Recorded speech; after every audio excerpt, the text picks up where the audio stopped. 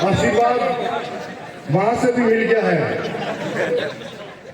मैं पुनः आज के इस नामांकन में सोलंबर का भाग्य लिखने जाने वाले और इस ऐतिहासिक पल में शामिल हुए तमाम नौजवान साथियों और माताएं बहनों को मैं जोहार करता हूं।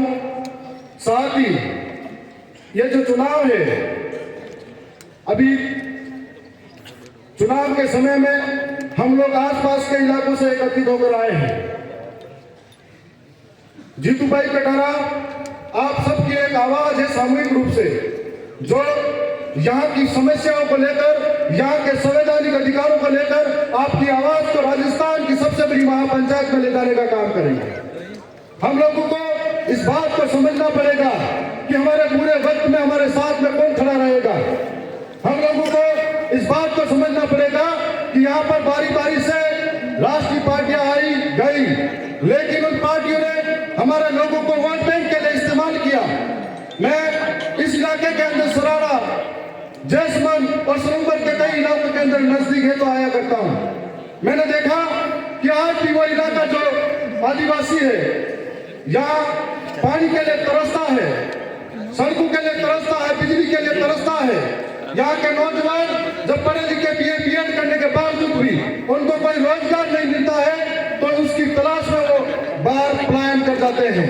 कोई शिक्षा की ठोस व्यवस्था नहीं है, अस्पतालों का हालत बिगड़ा हुआ है, लेकिन हम लोगों को आखिर कब तक चुप रहेंगे। आपके पास, हमारे पास एक ही मौका है और इस मौके को छोड़ना नहीं है। लोग बहुत आएंगे, चुनाव में बड़ी बड़ी बातें करेंगे और हेलीकॉप्टर से प्रचार करेंगे, हमको लुभाने का कार्य करेंगे, लेकिन समझना हमको है वो लोग आपको पैसों में तोड़ने की बात करेंगे।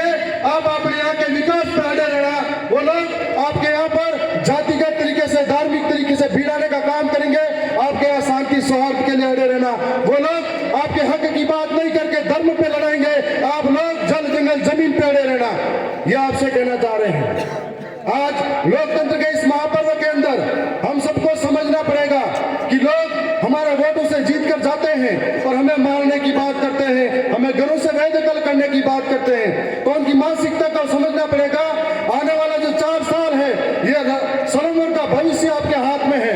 ये चुनाव जीतू भाई नहीं लड़ रहा है, ये चुनाव हर एक नौजवान लड़ रहा है, ये चुनाव 2013 और 17 के आरक्षण की विसंगति के लिए लड़ रहे हैं, ये चुनाव हर एक किसान लड़ रहा है, ये चुनाव हर एक माता बहनें अपने सम्मान के लिए लड़ रही है, ये चुनाव इस इलाके की एक एक जनता लड़ रही है, और ये चुनाव गरीबी के लिए सामने लड़ रही है, बेरोजगारी के सामने लड़ रही है, भ्रष्टाचार के सामने लड़ रहे हैं। ये चुनाव जल जंगल जमीन को बचाने के लिए लड़ रहे हैं। इन बातों को हम सबको समझना है।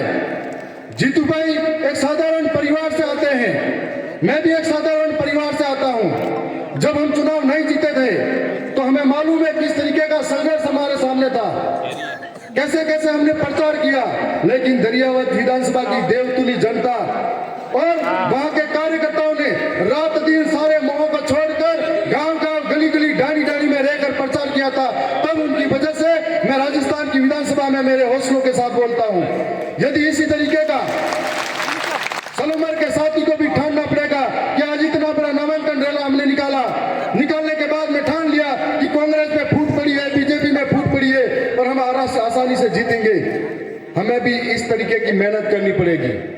हम लोग दरियावत विधानसभा के नजदीक जो है, तमाम कार्यकर्ता इस बात से उत्सुक है कि सोलंबर में हम लोग काम करेंगे, एक एक गांव गांव डाली डाली गली गली में जाएंगे और 10 महीने कैसे सरकार की नाकामी थी उनके बारे में बताएंगे और किस प्रकार से जीतू भाई जीतेंगे, तो जितनी भी सरकारी योजना है उनका लाभ आप तक पहुंचाने का काम करेंगे। कल नामांकन रैली के अंदर राजस्थान के मुख्यमंत्री जी भी आने की बात कर रहे हैं। उन्हें मालूम है आज अगर आपकी एक तो रही मुख्यमंत्री, तो क्या प्रधानमंत्री के भी यहाँ पर आने के योजना बन जाएगी। जब मैं उपचुनाव लड़ा था और आम चुनाव भी लड़े थे, तब यहाँ पर कई हेलीकॉप्टर उड़े थे और हमारे पास में, उनके पास तो बड़े बड़े स्टार प्रचारक हैं, उनके पास में मुख्यमंत्री प्रधानमंत्री है, लेकिन हमारे पास में सिर्फ एक ही स्टार प्रचारक है। वो एक ही स्टार प्रचारक राजकुमार रोग के रूप में है, जो उनके ऊपर भारी पड़ेंगे। और हमें इस बात को समझना एक ही अच्छा मौका है। शंकर मेघवाल की घटना जब हुई थी, तब इन पार्टियों ने किस तरीके से धोखा किया था। हिंगला के अंदर जो घटना हुई थी, तब किस तरीके का धोखा हुआ था। ऐसे ही आप सोचते रहना कि आखिर कब तक सरोवर की कलेक्ट्री के अंदर ज्ञापन देते रहोगे, आखिर कब तक धरने प्रदर्शन रोड पे करते रहोगे। यदि एक व्यक्ति इस आवाज को आप जयपुर तक भेजोगे, तो धरना प्रदर्शन और कलेक्ट्री पे जाने की इतनी नौबत कम पड़ जाएगी।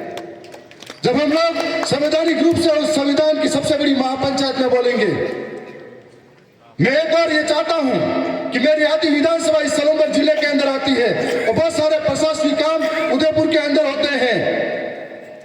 मैं उन लोगों से लड़ता रहता हूं, तब सोचता हूं कि काश कोई और जनप्रतिनिधि मेरे साथ बैठा होता, हम दो मिलकर लड़ते।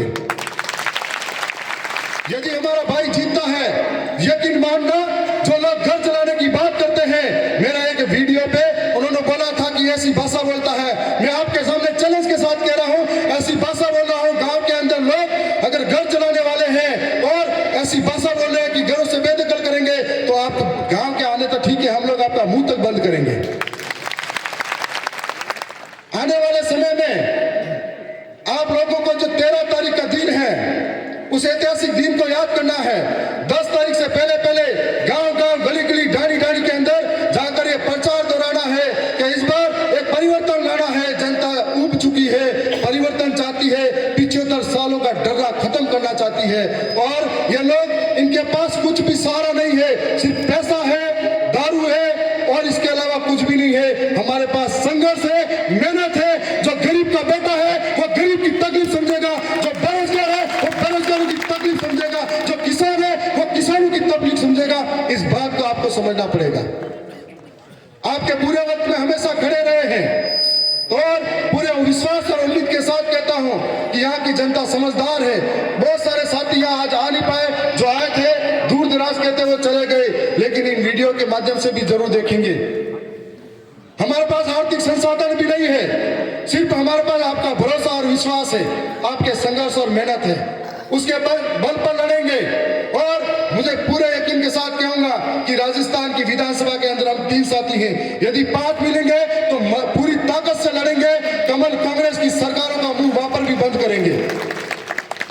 मैं इतना ही कहूंगा, अंतिम वक्ता के रूप में सांसद महोदय भी यहाँ पर हैं और यहाँ से भी उनका और कार्यक्रम है कि वक्त बहुत कम है, वक्त बहुत कम है। जितना दम है लगा देना। कुछ लोगों को आप जगा देना, कुछ लोगों को हम जगा देंगे। बहुत बहुत धन्यवाद, आभार। बहुत